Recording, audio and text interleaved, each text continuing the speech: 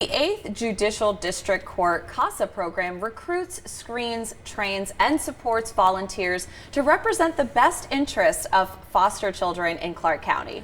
CASA volunteer Tommy Lynn Clark joins us to tell us more. Good morning, Tommy Lynn. Good morning. You look fabulous this morning. Thank you. Reigning queen right Thank here. you. Yes, thank you. So tell us a little bit about the organization and why it's so important that you come in here today to tell us about volunteering with the organization.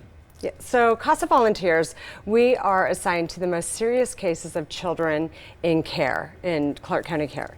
And so they are the support and the voice for the child in the courtroom. And we don't have an agenda as a CASA. We get to speak to the parents, to the children, to the attorneys, to everyone involved. And we actually go to court and we say, this is what's best for this child to have the most positive outcome of their life.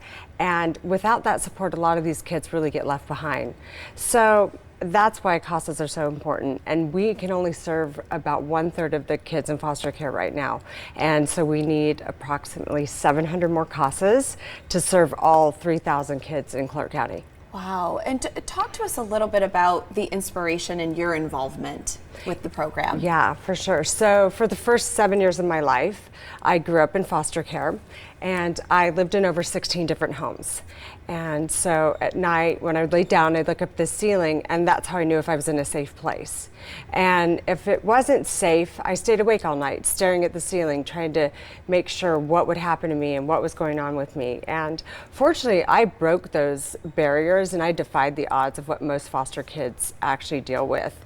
And when I was 7, I was adopted and I was put on a plane with my suitcase, my dolly. Yeah, can we acknowledge the fact that this is your actual suitcase and your dolly? Goodness. This was my suitcase and dolly that got on a plane in Las Vegas, Nevada and flew to South Carolina where I was adopted and found my forever family.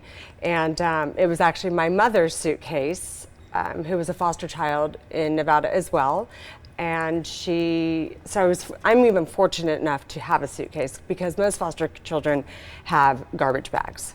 Mm-hmm. So to have that, where they're transported from just home to home. Right, they're just midnight moved and taken in the middle of the night to a new place that they don't know anything about. They don't know the food they're going to have or what it'll smell or what the rules are or if they're going to be liked. And at the end of the day, foster children really just want to be accepted. I think many of us take for granted our lives, our families, the structure, the support we have. Right. This is something obviously very near and dear to your heart, something you've experienced as well. Mm-hmm. What is it like coming with that experience and what is that experience of volunteering? What kind of rewarding aspect is that for people out there who may be interested in joining you in volunteering? Absolutely. What is it like volunteering with the organization? So my servant's heart is filled greatly by being a CASA volunteer. And I have 2 cases that'll actually be closing this year. One of my oldest young man, he's 14, he'll be adopted. Teens getting adopted is very unusual and rare, but he's an exceptional young man, so that's a very positive case. And my other 2 will also have permanency. And that is our goal, is to reunify with their family or to have permanency. And then it gives them that stable life so that they can move on and defy those odds too. And they're not just another part of the system repeating the cycle over and over again. Absolutely. Now, what would you tell someone who's maybe looking to volunteer with the program?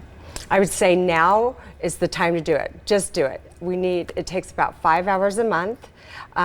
You're spending some time with the child, making calls, emails, just connecting all the pieces of the puzzle. So I always say, it's like efficiency mandating. As a CASA, you efficiency mandate all the people involved and let that child also know that they have someone that's there for them always. So no matter if their caseworker changes or their attorney changes or their home changes, me as the CASA, I'm always with them.